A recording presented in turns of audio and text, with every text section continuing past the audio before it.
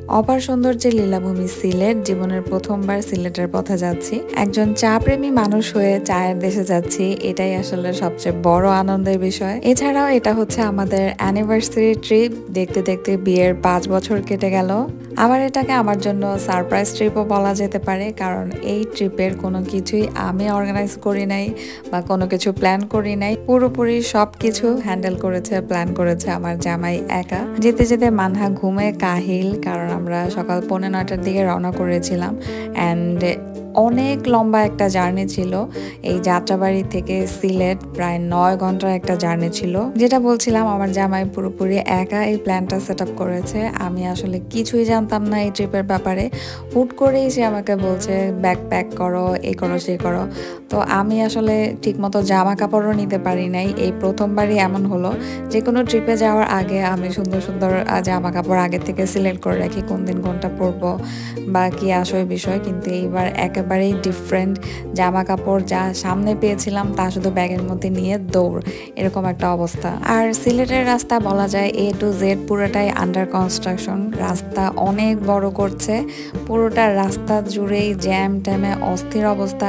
এত লম্বা রাস্তা পার করে এসে যখনই চা বাগান দেখলাম না, তখনই হুট করেই মনের মধ্যে একটা ভালো লাগা কাজ করে গেল, আর একদম সারাদিনের ক্লান্তিটা দূর হয়ে গেল। চা প্রেমী একজন মানুষ হয়ে জীবনের প্রথম চায়ের দেশে চা বাগান দেখা, এই ফিলিংসটা আসলে বলে বোঝানো যাবে না, আর সৌন্দর্যও আসলে বলে বোঝানো যাবে না। আর এই জায়গাগুলো দেখে তো মনে হচ্ছিল আমেরিকার কোনো স্টেটে চলে এসেছি আমি, এত সুন্দর ছিল এই জায়গাগুলো। সেই সকালে বের হয়েছি, প্রায় সন্ধ্যা হয়ে গিয়েছে। প্রায় 9 ঘন্টার একটা জার্নি ছিল, যেখানে 4 থেকে 5 ঘন্টাতেই সিলেট বা শ্রীমঙ্গলে পৌঁছে যাওয়া যায়। তো পৌঁছালাম আমরা 9 ঘন্টার পরে আমাদের রিসোর্টে। অলরেডি আমরা কাহিল হয়ে গিয়েছি, মানহার অবস্থাও খারাপ হয়ে গিয়েছে। বাচ্চাটা এতটা সময় এভাবে বসে থাকা যায়, ও দেখে একদম কথা টথা বলাও বন্ধ করে দিয়েছে। আমাদের ওয়েলকাম ড্রিঙ্কস হিসেবে এখানে দিল একটা পাইনাপেল জুস। এসেছি আমরা বালিশিরা রিসোর্টে, আর আমার জামাই এত সুন্দর একটা রিসোর্ট চুজ করতে পারবে এটা আমার আসলে কল্পনাতেও ছিল না। রিসোর্টটা আসলে অনেক বেশি সুন্দর, একদম বলে না যে ক্লোজ টু নেচার। আমার কাছে রিসোর্টে যাওয়ার পরে মনে হচ্ছিল যে ক্লোজ টু নেচার না, আমি ইন নেচার। আমাদের তো চেক ইন করার কথা ছিল 2টা বাজে, আমরা চেক ইন করেছি প্রায় 5:30 6টার দিকে। অলমোস্ট সন্ধ্যা হয়ে গিয়েছে, তাই আসলে রিসোর্টের সৌন্দর্যটা ভিডিওতে এখন আসছে না। বাট রিসোর্টের এই পার্টটা অনেক বেশি সুন্দর ছিল, কি যে মারাত্মক একটা সুন্দর সাউন্ড ছিল এই জায়গাটাতে।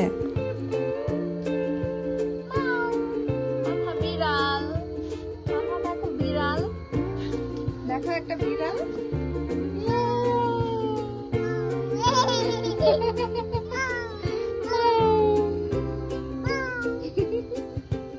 মামা তুমি কোথায় এসেছো? কোথায় এসেছো তুমি? মানহা কোথায় এসেছো? তোমার জায়গাটা ভালো লাগছে? মাও দেখে এসে মহা খুশি। পুরো ঝর্ণার মতো আসতেছে পানিগুলা। দিনের বেলা আরো ভালোভাবে বোঝা যাবে, এখন তো সন্ধ্যা হয়ে গেছে, ক্লিয়ারলি বোঝা যাচ্ছে না। বসে বসে কি দেখছি মানহা? এই যে আমরা আর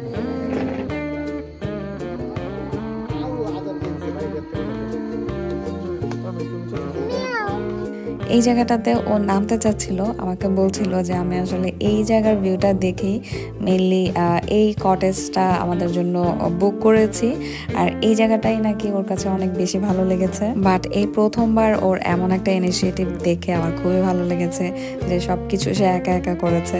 রুমটা এখন একবার একটু দেখাই দিই, পরে এলোমেলো হয়ে যাবে।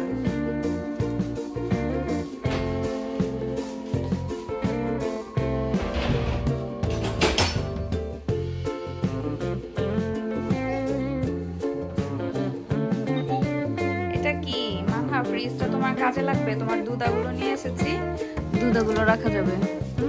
ফ্রিজটা তো চালু করা নেই, দেখি দেখি দেখি। এই যে ছোট্ট একটা কেটলিও আছে, এটাতে তোমার দুধাটাকে আমরা গরম করবো, ঠিক আছে? আল্লাহ, এখানে দেখো চিপি চক্কে সব আছে মামা তোমার জন্য। চিপিগুলা ফ্রি, আর ওগুলো চার্জ দিতে হবে। আল্লাহ, মশারিও আছে।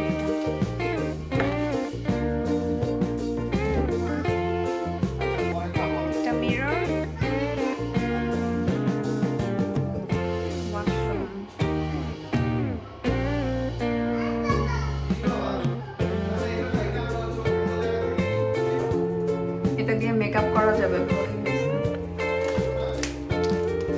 মানহা, মানহা দেখো এখানে কি দিয়েছে, তোমার ব্রাশ দেয়নি, তুমি কি দিয়ে ব্রাশ করবে? এখানে মাম্মা আর বাবার ব্রাশ দিয়েছে শুধু, এই যে দুইটা ব্রাশ, তোমার ব্রাশ তো দেয়নি, তুমি কি দিয়ে ব্রাশ করবে?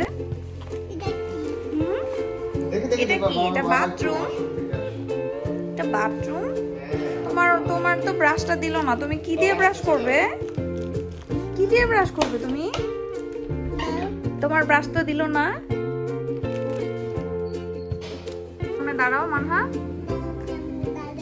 এই যে এই হিটারটার সামনে দাঁড়াও। এখানে আমার আব্বু আস্তে আস্তে ফোনে বলতেছিল যে সিলেটে অনেক ঠান্ডা, আসলেই অনেক ঠান্ডা। এখন আমরা হিটারটা ছেড়ে তারপর একটু গরম করে নিচ্ছি, মাত্র শাওয়ার নিয়ে আসলাম, ঠান্ডায় পুরো জমে যেতেছি। মানে তোমার ঠান্ডা লাগছে? ঠান্ডা লাগছে তোমার? মানহা আমরা রেডি, লেটস গো। তোর এই জায়গাটা এখন খালি হয়ে আছে কেন? জামাটা দেখা যাচ্ছে না, এই যে এবার ঠিক আছে। এই যে দেখাও তো কি পরেছো, এটা কে? এই যে মানা, এটা কে? লেটস গো, আমরা এখন খেলু করব, let's go.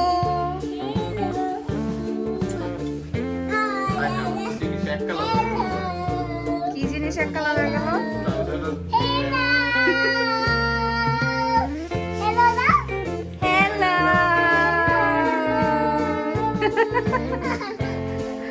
Let's go Manha.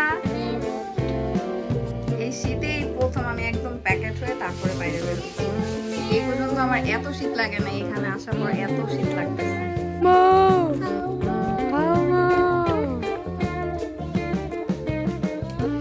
এত ঠান্ডা, মুখ থেকে ধোয়া হচ্ছে, বোঝা যায় না।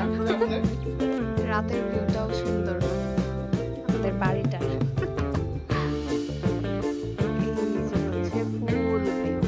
আমাদের একদিনের বাড়ি। জাম্প করো, জাম্প করো, জাম্প করো মানহা, জাম্প জাম্প, জোরে জোরে, লেটস গো, ইয়ে জাম্প করো, ইয়ে।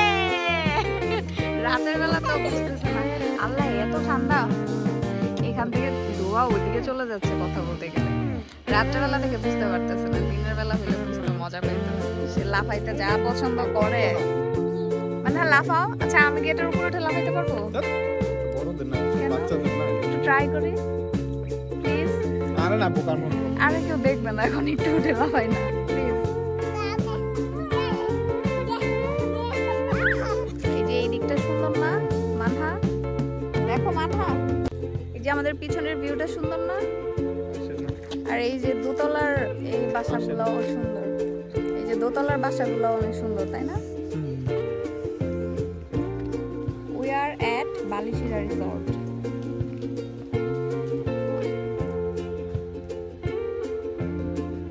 ওদের বারবিকিউ এরিয়াতে বারবিকিউর কোনো ব্যবস্থা মানে শুরু হয়নি মনে হয়। সুন্দর না? কেমন মনে হচ্ছে টং দোকানের বারবিকিউর মতো একটা অ্যারেঞ্জমেন্ট।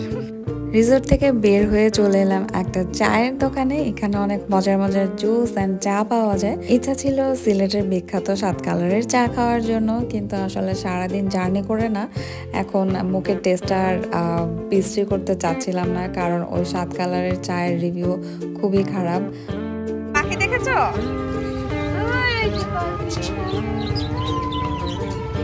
তো এখানে এসেছি একটা মাসালা চা খাওয়ার জন্য।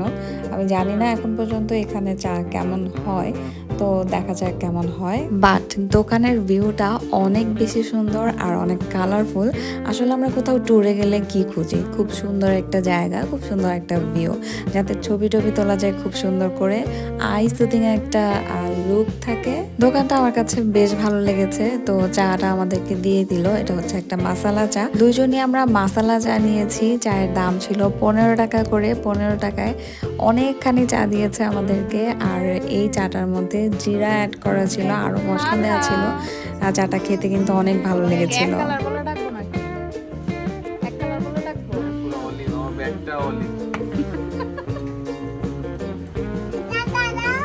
টাটা। ও আচ্ছা, ভিডিও অন করলেই টাটা দিতে হবে। টাটা কি মজা?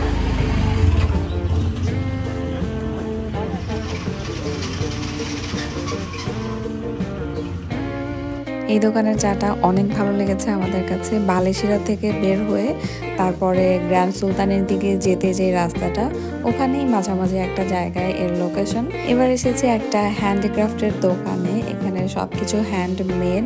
তো মানহার জন্য এই হাঁড়ি পাতিলগুলো নিলাম 160 টাকা দিয়ে। তারা বলছে যে এটা একদম অরিজিনাল মেহগনি কাঠ দিয়ে বানানো। কতটা সত্যি এটা তারাই জানে। যাই হোক, এই হাঁড়ি পাতিলগুলোই একটু সস্তা মনে হয়েছিল, 160 টাকা। বাকি সব কিছুই অনেক বেশি দাম। স্পেশালি হচ্ছে যে ট্রেগুলো ছিল বাঁশের, তারপরে আরও কী কী দিয়ে বানানো, এই ট্রেগুলোর দাম অনেক বেশি। আমরা দুজনেই একটা ট্রে নিতে যাচ্ছিলাম, কিন্তু তুলনামূলক অনেক বেশি দাম। বাহিরে আসলে এর থেকে আরো কম দামে পাওয়া যায় এগুলো। মণিপুরীদের হাতে বানানো শাড়ি, থ্রি পিস, আরো অনেক কিছু ছিল এখানে, লুঙ্গি, গামছা পর্যন্ত ছিল। আমার অনেক শখ ছিল যে সিলেটে যদি আমি কখনো যাই তাহলে মণিপুরীদের হাতে বানানো একটা শাড়ি কিনবো। তো ওইটারই একটা আসলে জাস্ট আইডিয়া নিচ্ছিলাম এই দোকানটা থেকে যে কীরকম হবে বা কী আসে বিষয়। অবশ্যই যাওয়ার সময় এরকম একটা নেয়ার প্ল্যান ছিল, কিন্তু এটা নিয়ে একটা কাহিনী হয়ে গিয়েছে। কি হয়েছে এটা পরে অবশ্যই আপনারা জানতে পারবেন। তো আমরা আরও সামনে এগিয়ে গেলাম। তো এখানে মোটামুটি আরও কয়েকটা রেস্টুরেন্ট আছে। আসলে কক্সবাজারে যেরকম অনেক রেস্টুরেন্ট, শ্রীমঙ্গলে দেখলাম যে তুলনামূলক খুবই কম রেস্টুরেন্ট, আর একেবারে বড় কোনো রেস্টুরেন্ট বা হোটেল নাই বলা যায়, সব ছোটোখাটো হোটেল টোটেল। চামক নামের একটা রেস্টুরেন্টে চলে এসেছি। আমরা যখন আমাদের রিসোর্টের দিকে যাচ্ছিলাম গাড়িতে করে, তখনই আসলে হাতের বাম পাশে এই ক্যাফেটা আমরা দেখেছিলাম। আমার কাছে খুবই ভালো লেগেছিল দেখে, তখনই আমি ডিসাইড করেছিলাম যে রাতে ডিনারটা করতে এখানেই আসবো। তো আসলে ডিনার করার মতো খুব ভালো জায়গা পাচ্ছিলাম না, তো আমার কাছে মনে হলো যে আচ্ছা এখানেই রাতের বেলা ডিনারটা শেষ করে নেই। এই রেস্টুরেন্টটা দেখতে অনেক বেশি সুন্দর ছিল। এখানে বারবিকিউ পাওয়া যায়, কিন্তু বারবিকিউ পাওয়ার জন্য অনেকক্ষণ ওয়েট করতে হবে আর অনেক আগে থেকে অর্ডার করে যেতে হয়। তো এতটা সময় আসলে হাতে ছিল না, তখন অলমোস্ট প্রায় 8টা সাড়ে 8টার মতো বেজেও গিয়েছিল। আমরা একেবারে খোলা একটা জায়গায় বসেছি, এতটা ঠান্ডা আসছিল বাহির থেকে, বসেছিও একদম খোলা আকাশের নিচে। ভালোই লাগছিল আসলে, এই প্রথম এত ঠান্ডা এনজয় করেছি।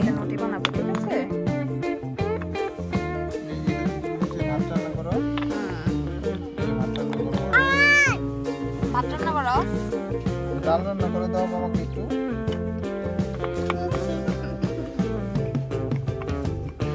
কিউট আছে জিনিসগুলো না? এটা কি? এটা কি মানা? দেখি তোমার কলসটা দেখি তো, এটা কি বলো? এটা বলো, এটা কলস? কলস না কলসি? কি বলে এটাকে? কলস। এটা কি? কলস। রেডি হচ্ছে। তো এখানে এখন বাজে প্রায় রাত 8:30 পৌনে 9টার মতো।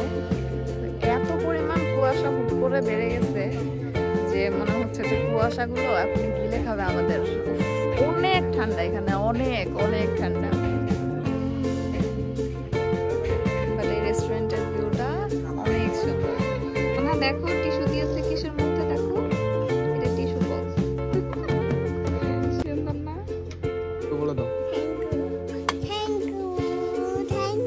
হ্যাঁ শুনেছে, থ্যাংক ইউ শুনেছে। আমরা এখন রাইস খাবো। এই যে তোমার জন্যই তো নেওয়া হয়েছে, তুমি কিছুই খেতে চাও না, এর জন্য তোমার জন্য ফ্রাইড রাইস নেওয়া হয়েছে। Chilli onion with fried rice. কোনটা দিব বেশি? তো কুয়াশায় কিচ্ছু দেখা যায় না। আর রেস্টুরেন্ট থেকে হেঁটে হেঁটে আমরা আসলাম। এত কুয়াশা যে লাইটগুলো পর্যন্ত একদম ঢেকে গেছে, তাই না? আর আমি তো শীতে কাঁপাকাঁপি করতেছি। হ্যাঁ, এদিকে তো কিচ্ছু দেখা যাচ্ছে না। আল্লাহ। রুমে ঢুকলাম ডিনার করে রেস্টুরেন্ট থেকে হাঁটতে হাঁটতে। তারপরে আবার কথা বলতে পারতেছি না, এত ঠান্ডা লাগতেছে, পুরো জমে গেছে ঠান্ডায়। মানহা, ঠান্ডায় তোমার কি অবস্থা? হিটারটা ছাড়ো, নাইলে জমে যাবো আমি এখন। আমার মুখ দিয়ে কথা বেরোচ্ছে না, হাতগুলো একদম খুব খারাপ অবস্থা, অনেক ঠান্ডা এই জায়গা অনেক। অ্যান্ড আজকের মতো এখান থেকে বিদায় নিয়েছি। নেক্সট ভিডিও দেখার আমন্ত্রণ রইল। এই ভিডিওটা আর বেশি বড় করলাম না। শ্রীমঙ্গল ট্যুরের সবগুলো ভিডিও দেখার আমন্ত্রণ জানিয়ে এখান থেকেই বিদায় নিচ্ছি। দেখা হবে নেক্সট ভিডিওতে। অ্যান্ড যদি কিছু ভালো লেগে থাকে please do like, comment and subscribe.